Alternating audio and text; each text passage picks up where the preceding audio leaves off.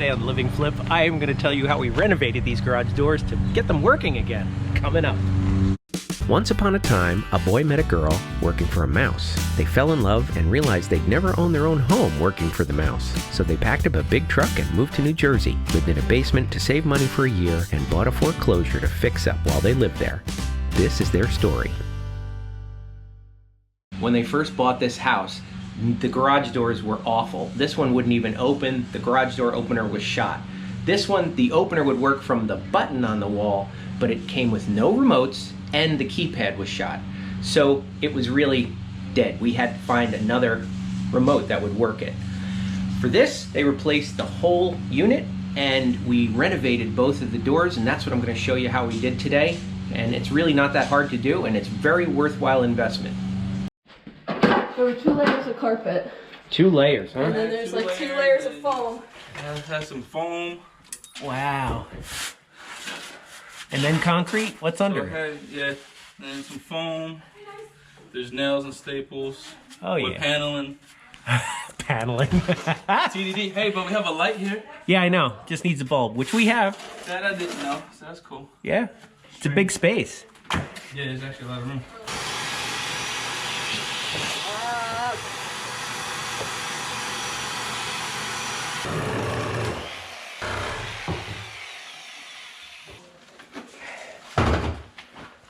Should I just bump it up against the wall? Yeah.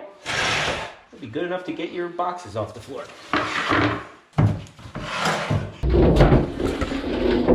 Oh, What? the light came on. Ah, that's all right. Just put it under.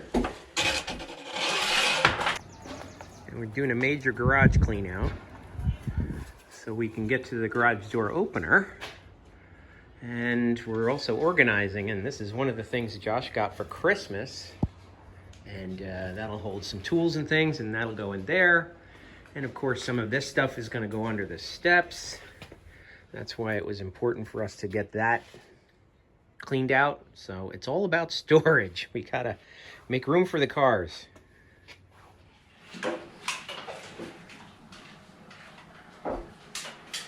Good, good, good. All right, while Josh is taking that down, we're going to show you how we figured out that we are using white springs to replace on this door. And we're also going to be putting safety cables on too, because they don't have safety cables either. But take a look at how we weighed the door. All right, so we have 2 garage doors in this garage, obviously. And I don't think they're adjusted right. I'm not really sure that these are the right springs for it. This one has new springs. I don't know who put them on. This one on this side is missing a spring. It has one on that side. But for us to replace them, you got to replace them as a pair. So we're gonna weigh the door. All right, so Jewel, we're gonna lift this up, and I want you to put those 2 blocks underneath it. Okay, Josh, just gently.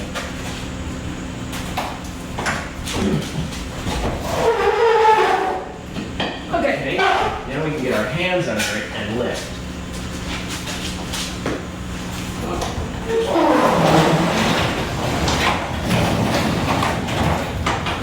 Alright, so we disconnected the spring and lowered the door down onto the blocks. So now there are no springs on this door, and now we're going to stick the scale under it. The whole point here is that the springs are matched to the weight of the door and the size of the door. And once you know, you measure the size of the door and the weight of the door, then you can buy the springs. They say that you could use any kind of scale. In fact, they say that a bathroom scale is the best. But this is the best we've got. Okay, so Josh, we're just going to lift it up and then pull out the block and let it rest on it.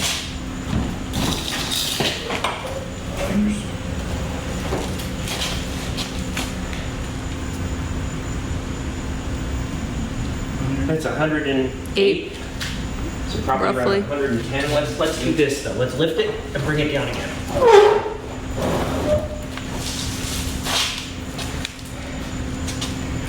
Now it's 111. Well, you know, the problem is that these tracks are all gunked up, so. But I would say that's probably, oh yeah, that's why I got this one too. So we can do that. All right, good. Now we can figure that out. It wasn't all that hard to figure out. We knew the door weighed about 110 pounds. We looked on the box of springs, and that said we needed white springs for these doors, so we bought 2 sets of white springs.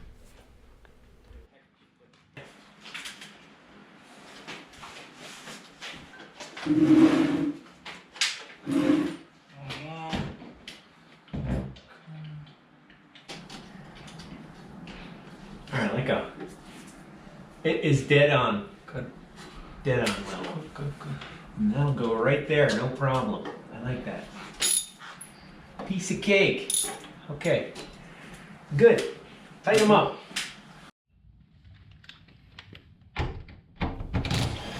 While I was at it, I also decided to replace the rollers on the door. Now this is a really simple process. All you have to do is remove these 4 bolts on each one of the hinges and kind of angle them to get them out.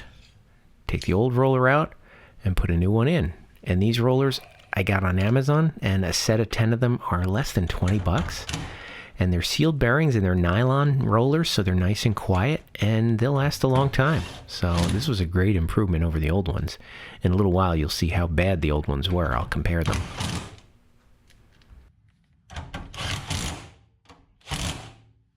We are using the power of physics.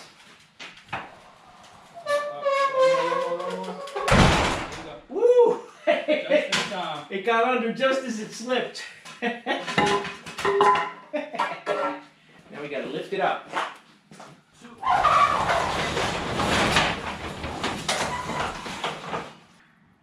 Okay, you let go. It's not gonna fall.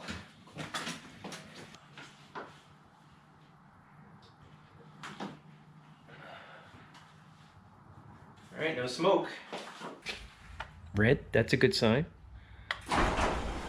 Oh, that's a really good sign.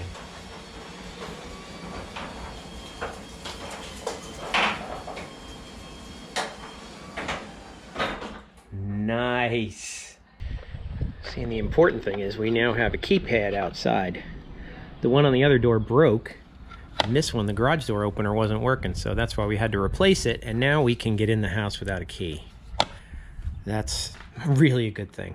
Now if we can get rid of all this garbage, we can get Julie's car in here. We need to break these up because we'll save space in here. Let's do it. Take care of it. Let's go. Make them gone. Just like that. Wow. Got some ricochets. Break the other one. You don't have to be so hard. Sorry, it's a little fun now.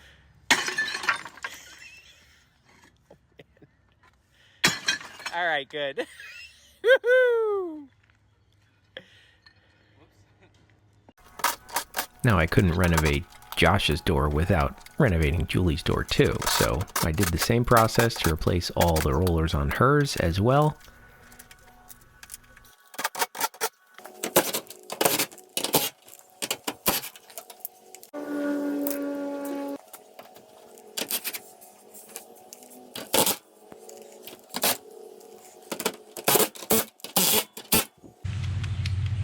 This one's really bad. Look at that.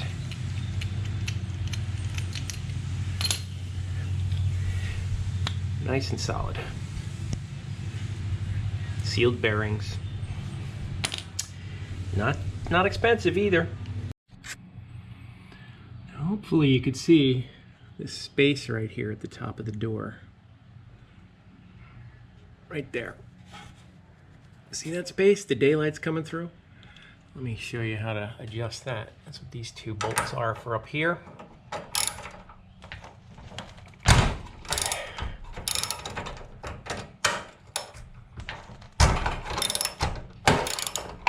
Okay, and then what you can do is just push on the door. See that? This slides out further and it lets the door close tighter, so less rain comes in. Less rain, less rust. Life will be good.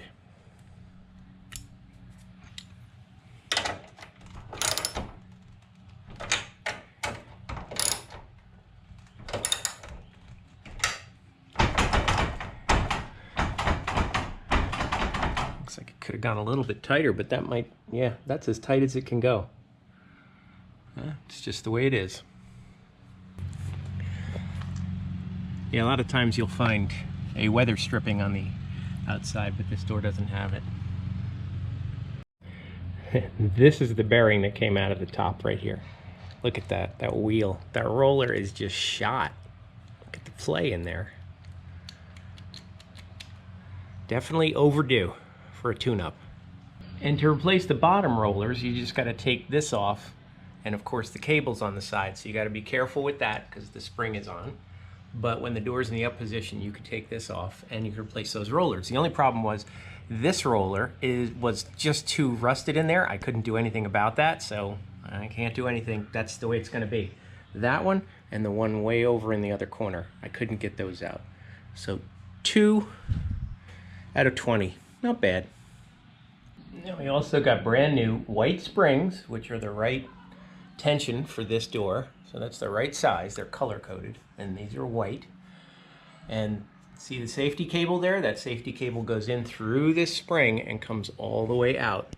And that way, if the spring snaps, the safety cable will prevent it from hitting anything or anybody. I also replaced these rollers, and this is new too. This clip on the side here has a pilot that that's where the safety cable follows. So good as new. Well, more or less. When they bought the house, the garage entry door here was an interior door with a metal plate on it. Not really fire rated.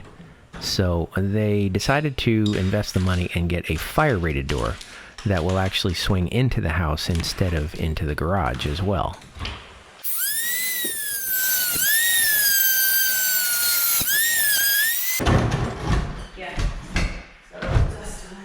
It fits! Oh, good.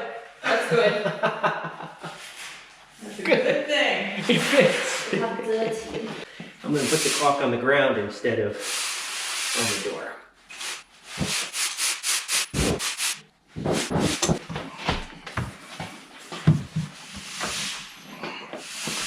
Okay, tilt it toward us.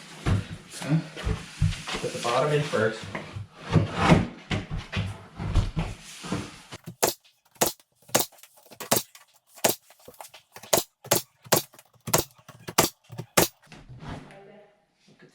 Close it, feel how tight it is. Oh, yeah.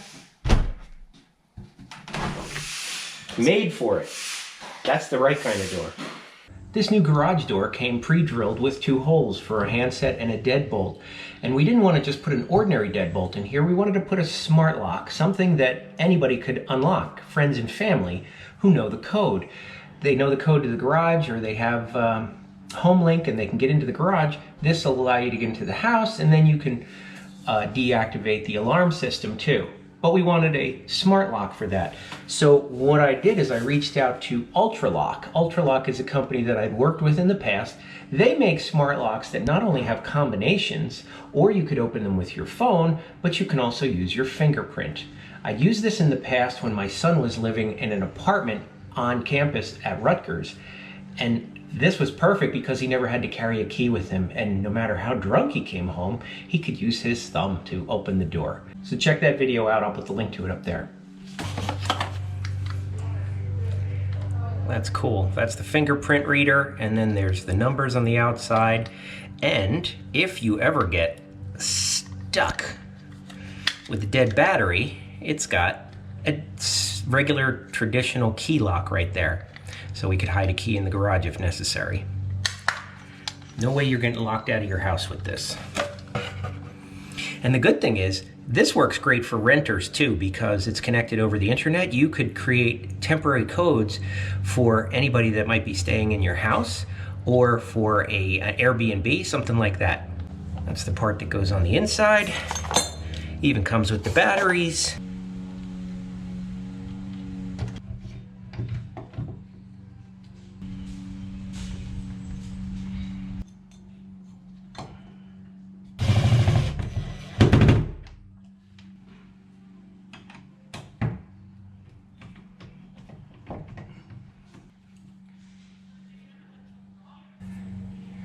Making that connection was the hardest part.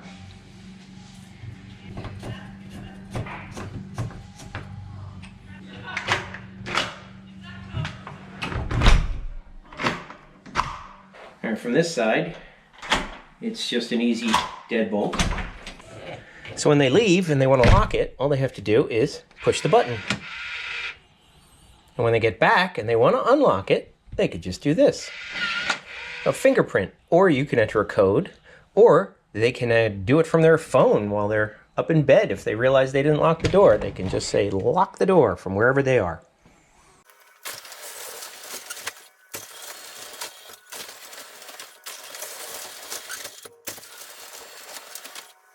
Really not that hard to do and not that expensive, but definitely a worthwhile investment for old garage doors. I'll put links to all the products that I used in the video description below, and I'll see you in the next one.